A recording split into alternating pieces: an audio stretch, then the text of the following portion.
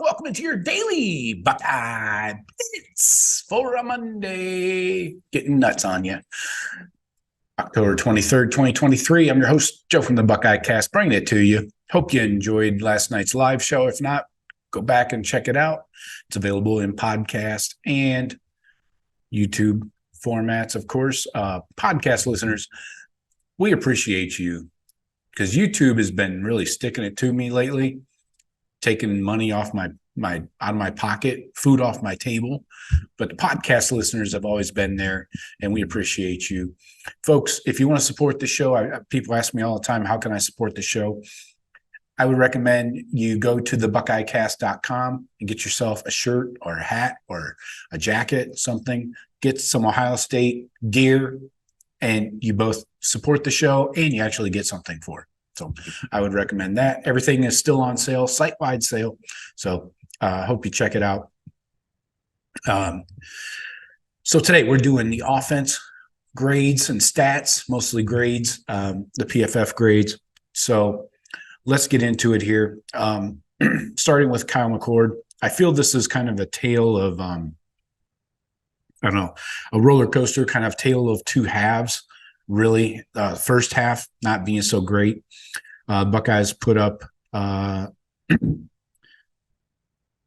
passing 11 completions, 21 attempts in the first half for 125 yards. Then in the second half, so just under 50% completion percentage, no picks, no touchdowns. Then in the second half, Kyle goes 11 of 14, so much more efficient throwing the ball. Does have the touchdown to Marv and no interceptions. So again, no turnovers. That play, that fumble thing didn't happen. Scrub it from your memory. And he also had 161 yards passing in the second half. So the Buckeyes really put it together when things kind of got bogged down in the first half offensively. Kyle really got more on an even keel, righted the ship, and was not so up and down, and inconsistent. Also, what do we have here? Rushing the ball while we're there. I wanted to look at 20 attempts for 62 yards, so a 3.1 average in the first half. Second half, 21 attempts, a 0.8. Yeah, 0.8, less than a yard average with 17 yards on 21 carries. That run game has got to get fixed, man. It did well in the first half, but you got to do something about this. The O-line looked good at times, but again, kind of a tale of two halves. We scored 16. We're going to beat them, or we scored 10 in the first half, 10 in the second half. So kind of the points on the scoreboard are different, but overall, just really got to get more even production on offense here. I did like to see the 10 points scored in the fourth quarter. That was nice to finish the game strong. So Kyle goes 22 of 35. That's a 63% completion percentage. That's basically on course for his season. He's usually around 65%, 286 yards and one touchdown. Was pressured quite a bit of the day. We'll get into that in a sec. Did have 2 sacks for -10. So got to be better about that. That's O-line. But again, he was getting blitzed all day long. While we're talking about that, let's get right into it with Kyle. He also had a drop. I would say he had more than one on his throws. I would say I can remember 3 or 4 off the top of my head. Marv had 2 or 3. X-Man had 1. I think Fleming had one. Fleming or Tate. I forget. Anyways, we'll get into the receivers in a second, but Kyle didn't grade out that well. A 60.4 in passing.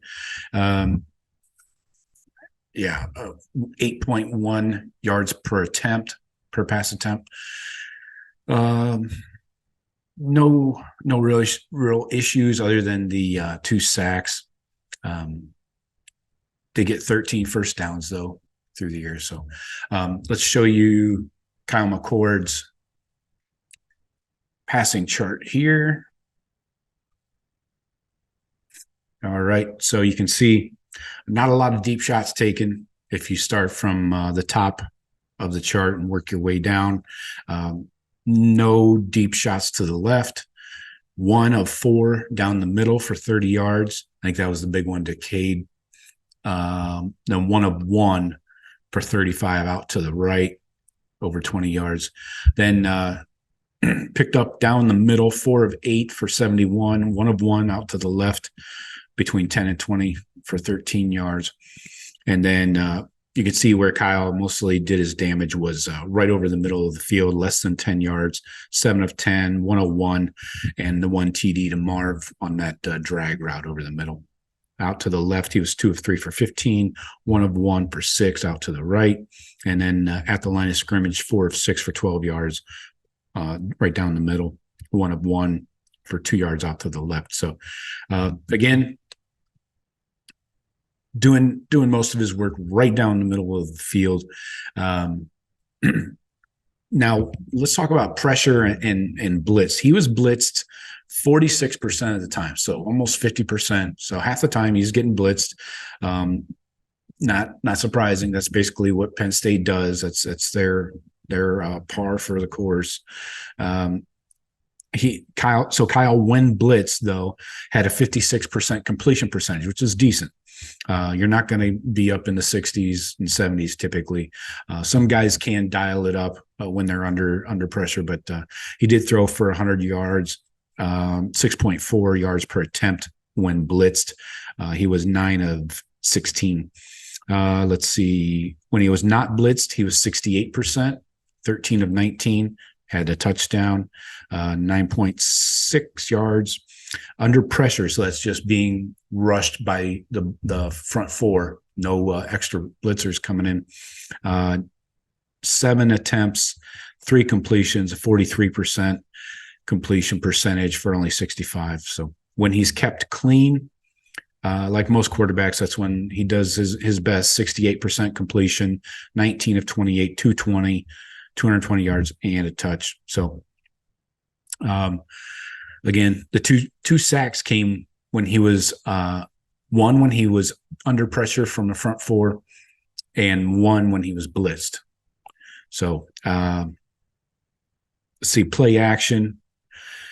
Didn't run too much play action, actually. Only 8 dropbacks, 8 attempts. He was 6 of 8 on play action, 41 yards, 5.1 yards. No play action was the bulk of his work. 78% of his dropbacks were no play action. So he went with 16 of 27, 60% completion, 244 and a touchdown. And we went through the passing depth and stuff like that. So let's look at the receivers here. Marv obviously leading the way, graded out an 84.5. He had 16 targets, 11 catches. That's a 68.8 reception percentage, 161 yards, 14.6 yards per catch, 1 touchdown. Let's check his drops here. Wow, they don't credit him with any drops. I saw at least 2 myself. Anyways, yards after catch. Who led the way there? That was Chip Trainum. He had 16 yards after catch on that nice 19-yard little drag route over the middle. Other than that, Kate Stover graded out a 72 in receiving, 4 targets, 4 catches, 70 yards, 17.5 yard average. Very good job there. And then let's see. So Chip was a 65.9 in receiving, Julian Fleming a 58.6, and Carnell Tate a 58.1. 3 catches on 5 targets. Fleming 1 catch on 5 targets for 9 yards. G. Scott, I don't know what that play was to G. Scott. 3rd down, pass play to G. Scott. That's our move. 3rd down. All right. So yeah, let's flip it over to the running backs here. So Chip started off the game. He had 9 attempts, 22 yards, 2.4 yard average. That's not going to get it done. Did get a first down on 1 carry. Did have 2 forced missed tackles, so credit there. Devin Brown had 2 attempts for 6 yards. Mayan Williams had 24 attempts, 62 yards. Again, a 2.6 yard average on the game. That's not good enough. 1 touchdown, though. Let's look at forced missed tackles. Mayan had 4. That's really good. But yards after contact, these are minimal gains. Mayan had 1.83 yards after contact. Chip, 2.56 yards after contact. So not great. Mayan did have 6 first downs rushing the ball. That's key, obviously. What else here? No breakaway runs, no runs of over 15 yards, no big plays. That happens when Trey is not in the game. So pass blocking, though, let's get into that because somebody's got some splaining to do. Donovan Jackson, 87-3, leading the team. Great job. Did not allow a single pressure. Matthew Jones, 87-3 as well. Great job. Did not allow a single pressure. That was on 39 dropbacks, passing plays. So from there, Cade Stover, a 67-4. So we had a drop-off of 20 points from our top 2 guys down to Cade Stover, who was third, 67-4. Then Josh Fryer, this is where things get ugly. Josh Fryer, our tackles, both of our tackles had a terrible day in pass blocking. Fryer, a 61. He allowed a sack and a hit on the quarterback. Josh Simmons, a 56.3. He allowed 2 hurries.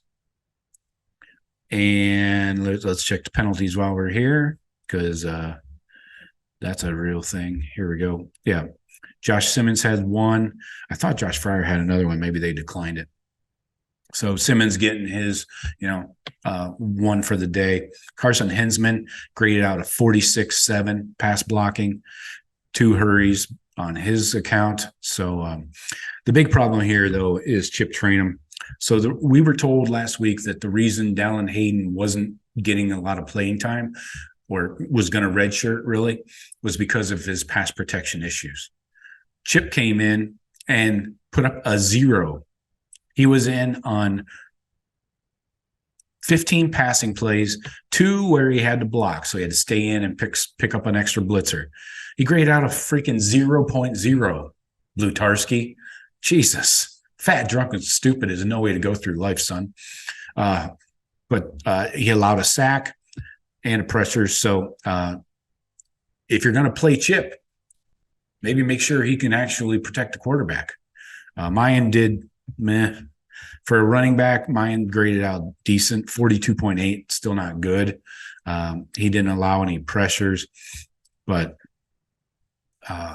this protection issue it's constantly somebody. I mean, you got your tackles and Carson Hinsman shit in the bed, and then your running backs aren't helping out the matter. Looking at run blocking now, Josh Simmons, 67-7. This is probably one of his typical games, right? Where he was like in 60s, right around 60 in pass blocking, now 67-7 run blocking. Josh Fryer, same, 61-6. This is not good enough. But then you go down here, Donovan Jackson, again, excellent day. One of the top guys in pass blocking, terrible in run blocking, a 55-7. Matthew Jones, 52-3 run blocking. Carson Hinsman, a 50.4. 60 is average, guys. Jesus. Oh, I'm about to throw this microphone through a window. Gripping it. So it appeared that the O-line made some strides, and maybe they did enough. We have a long ways to go, though. A long way to go with this O-line. before I'm going to feel good about it. You cannot have 3 O-linemen down here under 60 in either run or pass. You can't win with it. Can't do it. So that's my major frustration. O-line still not getting it done. Perimeter blocking still an issue. Cade Stover, 54.4 run blocking, 67.4 pass blocking. The 0.0 by Chip Trainum just is pathetic. And the 46.7 pass blocking by Hinsman. Fryer and Simmons down there around 60. Oh, man. So lots of room for improvement. Is that the positive thing to say? Is that the best you can come up with, Joe? Yes, that is the best I can come up with, sir. Well, Matthew Jones had the other penalty. That's right. And Carson Hinsman had one too. So had that nice little avalanche of penalties down in deep in our own red zone. So anyways, all in all, Marv carried the team.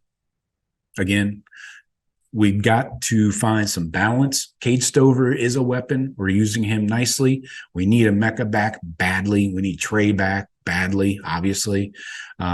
So hopefully the cavalry is coming soon. May not need them to beat Wisconsin, but you're going to need to get them geared up here over the next couple of weeks before we go to the toilet up north. So tomorrow we're talking defense. I promise it will be much more positive. All right. Talk to you later. Go Bucks.